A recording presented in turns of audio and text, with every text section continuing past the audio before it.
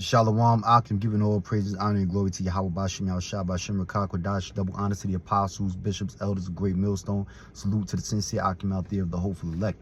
All right, it's gonna be a real short one, man. This one's gonna be called "Kings Don't Live on Top of Each Other."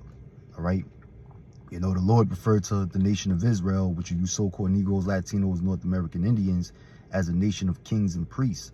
Okay, and kings, you know, have the top judges in a society. All right, you know, and the priests are the servants of the Most High.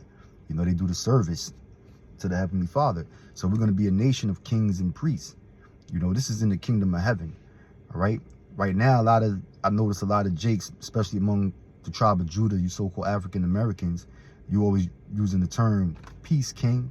All right, you know, peace king, how you doing, king? Because it's in our spirit to know that we are kings, you know. All right, but you look at our living conditions, we're in the ghettos, man, living among the projects, and how a lot of housing projects, a lot of tenements, you know, especially like in big cities like New York and Chicago, you know, where they got the high-rise housing projects. All right, you know, a lot of cities, other cities used to have them, you know, before they did city urban renewal and demolished a lot of them high-rise buildings. But here in New York, we still got a lot of high-rise projects. Okay, and the thing is, kings don't live on top of each other, man. You know, we are the kings and the priests to the Most High, but let's, you know, come in grips with reality. We're in captivity right now. Okay, that's just what it is. The so-called white man knows that. That's why this is their kingdom. That's why they live in the suburbs, man. A lot of them have acres of land, you know, especially out there in the West, you know, west of the Rocky Mountains and whatnot. You know, that western frontier area, you know, Idaho and Wyoming, where, you know, you got Yellowstone and all that. Them devils stole all of that land from the North American Indians, and now they got acres of land spaced out, man, where it's peace and quiet. Okay, and you know, you can grow crops and raise cattle and such. All right, the so-called white man is in his kingdom. Okay, you so-called Negroes, Latinos, and Native Americans, man, you know, we're in slavery right now, man. All right, but I was watching a video. You know, this is how you know the so-called white man is the devil. The President Harry Truman in 1949 signed the Housing Act. You know, and that's, you know, when a lot of those high-rise housing developments in the urban areas were basically being built. Okay, you know, I'm talking about, you got projects even in Harlem, like the Polo Grounds. You know, it's a tall housing project, 30 stories, man, of people just living on top of each other, man. You know, that's pure wickedness. This is what Isaiah 5:8 says. It says, "Woe unto them that join house to house." Okay, you know, you shouldn't have. There's no reason in the world why some people should be living in that close proximity unto each other. You know, every apartment in the projects is joined right next to each other, man. You know, to the point where you're knocking on, you're knocking on your door to get in the house, and your neighbor's thinking, he's mistaken that you're knocking on his door. Okay, he's screaming, "Who is it?"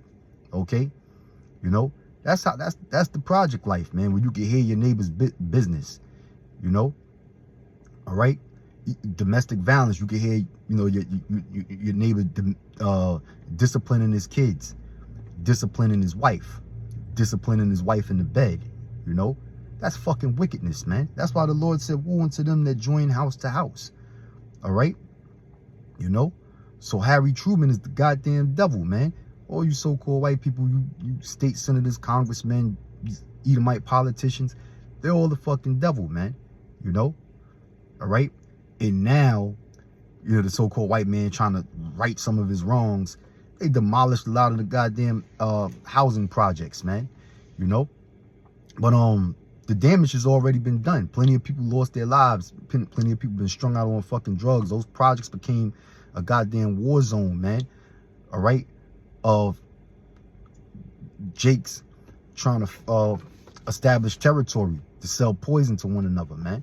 Okay, all right. So the so-called white, that's just another thing that the so-called white man has to pay for. Another reason for him to be destroyed. All right. What is it tough? Matter of fact, I'm gonna end it on this note. Get Amos, book Amos.